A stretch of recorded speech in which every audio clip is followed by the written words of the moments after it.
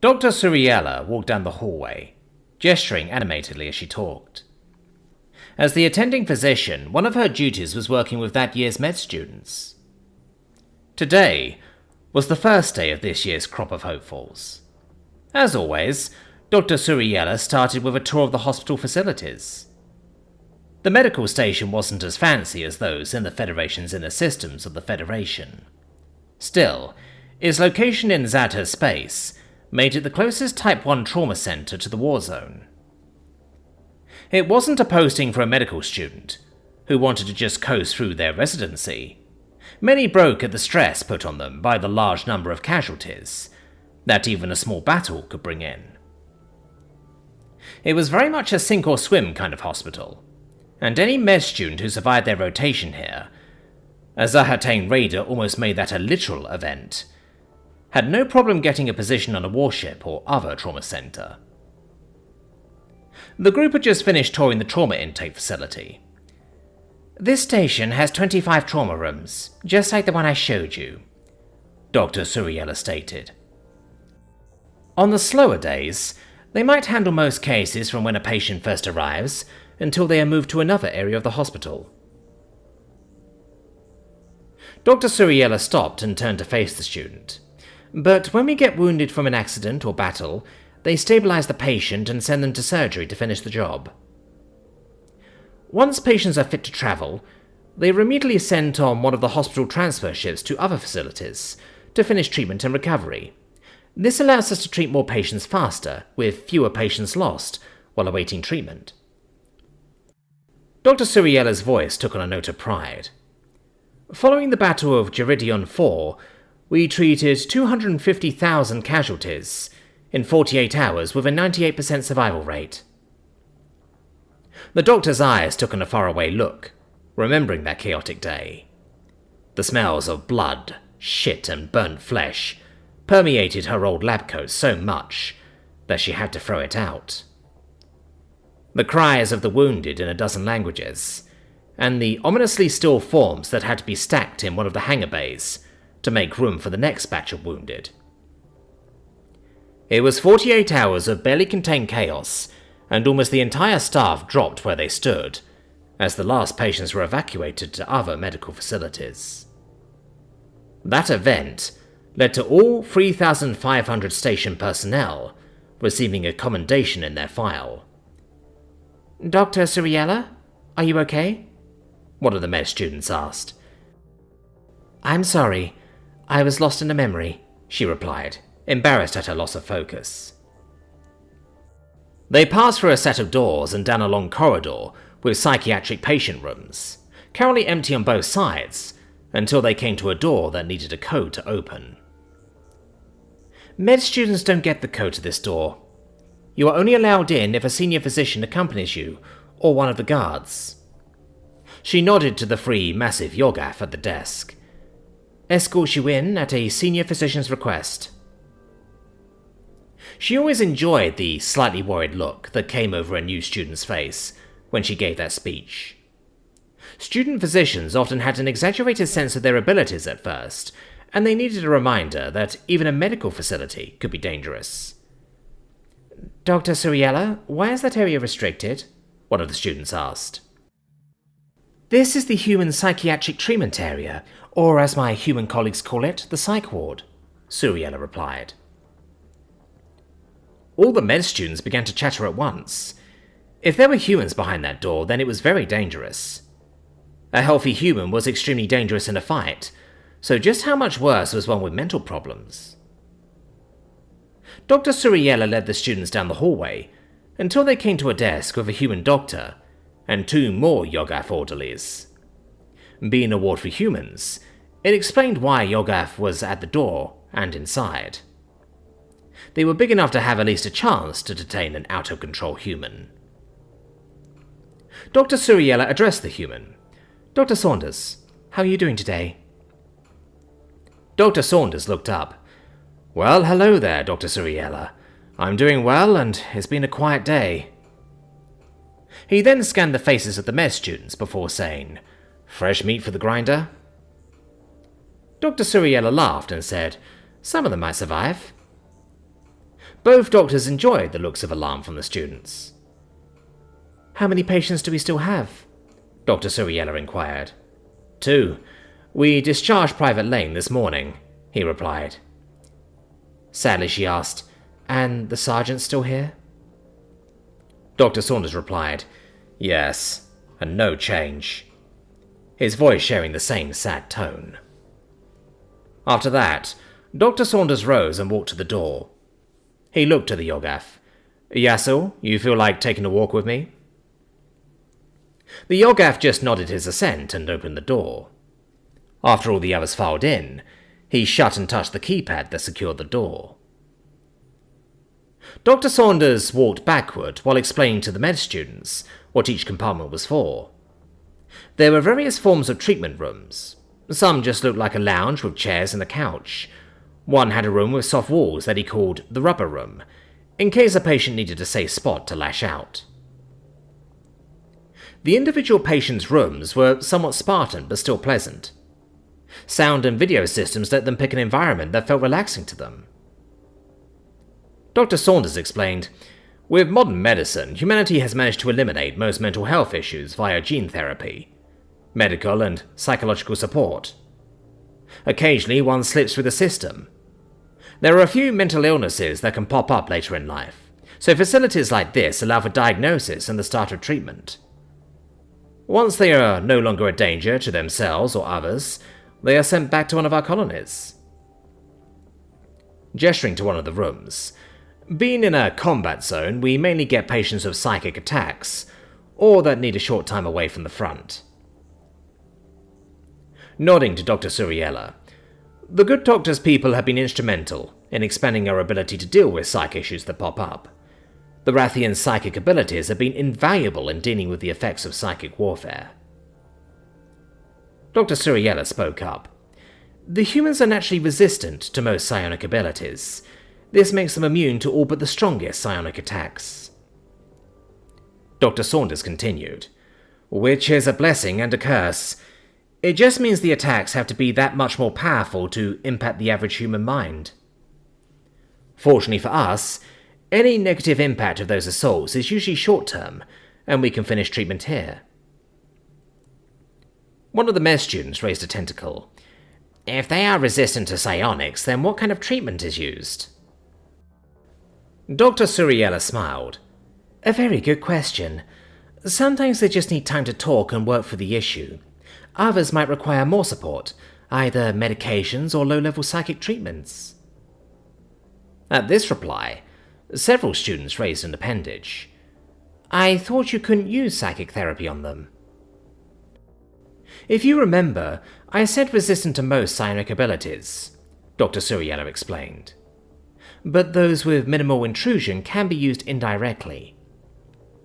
She continued, "For example, we cannot use our abilities to make them calm or to sleep, but we can project a feeling of calmness in the surrounding environment, such as the feeling of being in a peaceful place, like a garden or a religious building." "That is what 2 of our patients are here for," Dr. Saunders replied. He stopped before an open door. "Morning, Mike. How did you sleep?" The students crowded behind the doctor for a better look. Inside was a human, tall, with pinkish skin, dark hair and eyes. They were currently inspecting all the faces in the doorway. "I slept pretty good, Doc. Best in a long time." Upon seeing Dr. Suriella, he got a smile on his face. "Hey, Doc Suriella, how you been?" "Hello, Mike. I've been doing pretty good." She tossed her head to indicate the students before continuing. "Busy as always." "Do you mind if we discuss your case with these students? They are starting their rotation," Dr. Saunders inquired. The human merely shrugged his shoulders. "Sure, docs." Dr. Saunders began to explain what post-traumatic stress disorder, PTSD, is. He explained what could trigger it and the various symptoms. He nodded to Mike. In Mike's case, he only developed an acute case that has improved over the last few weeks. "You feel like sharing with them? It's fine if you're not ready," Dr. Suriella said. Mike's eyes took on a faraway look before he replied, "I'll give it a shot, Doc." He looked past her and noticed the Yogath standing behind them. "Hey, Yasil, wanna come stand by me?" The Yogath made his way into the room, exchanged a handshake with Mike, and stood behind him. At the look of apprehension on the med students' faces, Mike explained, "One of my close battle buddies was a Yogath. He always had my back, so it makes me feel safer when Yasil is near when I talk about it." Mike looked at Dr. Saunders before asking, "Censored or uncensored version, Doc?" Dr. Suriella answered the question. "All of it. They'd better get used to it." Mike started. "I'm just a ground pounder. Infantry, if you've never heard the term, of the 325th Legion, Federation Army. We're nothing fancy. We don't get the glory like the flyboys, mech jockeys, or the tin cans. We usually get the crap end of the stick, but we get it done. We've been on ballast free for about 2 weeks, holding the hands of some engineers and techs salvaging a crashed Zif recon ship. Since we were behind our lines and the nearest Zif base was 10 light-years away, Command only sent 2 squads. So, imagine our surprise when a Zif cruiser jumped out of FTL and landed right in our laps. Our transport ship was a floating wreck before they even knew what hit them," Mike continued. "Lucky for us, they wanted their ship and didn't just bombard us from orbit. They sent down a pair of dropships, so we pulled back to the wreck, using it for some cover, while we sent the engineers and techs deeper into the ship.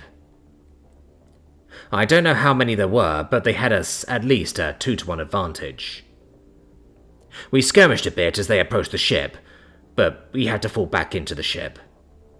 A lucky, or I guess unlucky shot took out the generator that had been powering our lights inside the ship. Have you ever been in a starship without power? It's darker than you can believe. We could have used our wrist light beams, but that just makes us an easier target. So we flipped down our low-light goggles to protect our eyes from any sun-bright flashes, and set up an ambush.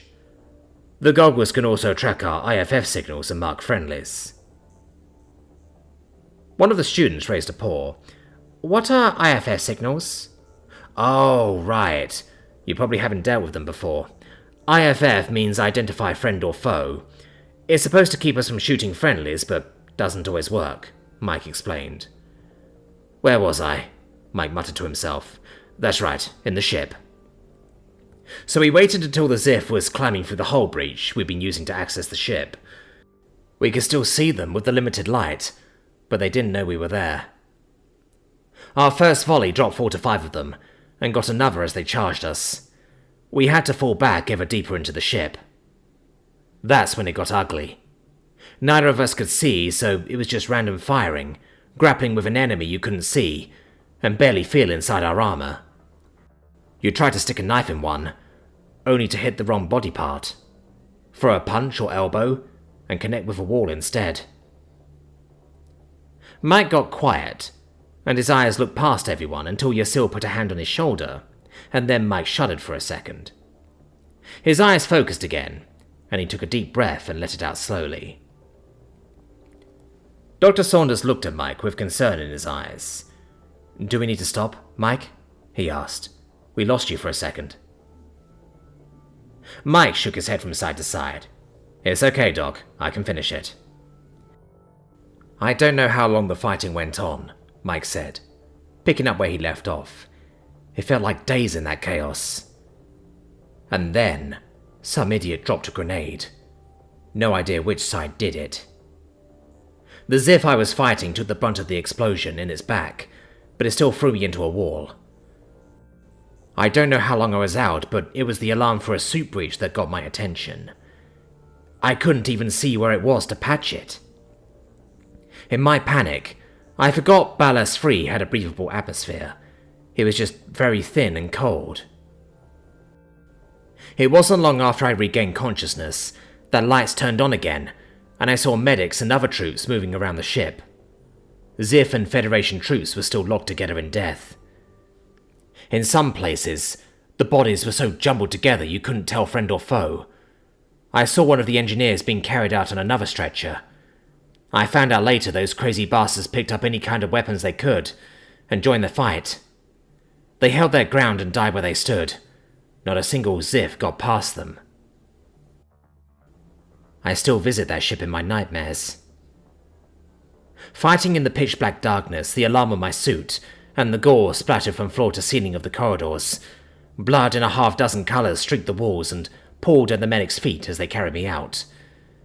But I've been getting better with their help. I get some sleep now. Nodding his head toward the doctors. Dr. Suriella spoke up. Time to get back to the tour. And turned to walk down the corridor. Dr. Suriella? She turned back to the student who addressed her. You said there were two. Two? Dr. Suriella replied, not understanding the question. You said there were still 2 patients in the ward and we only saw 1. Another student piped up.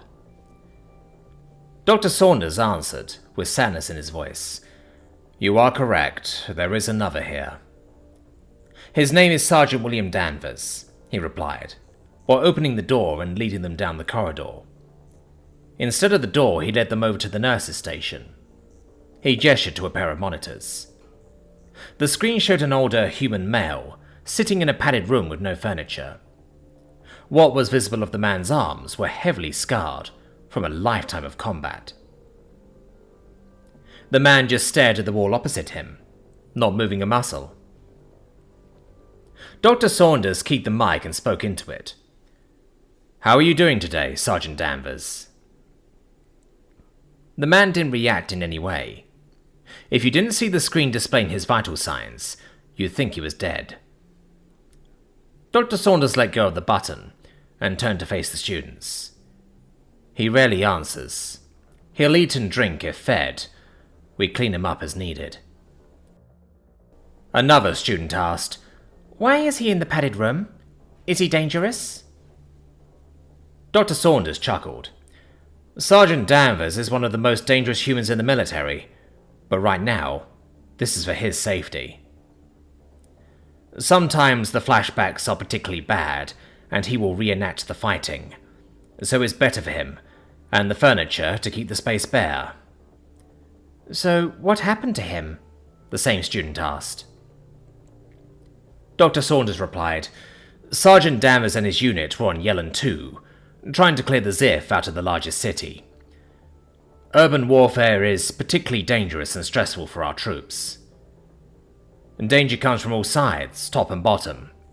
Even clearing out an area doesn't mean it stays clear.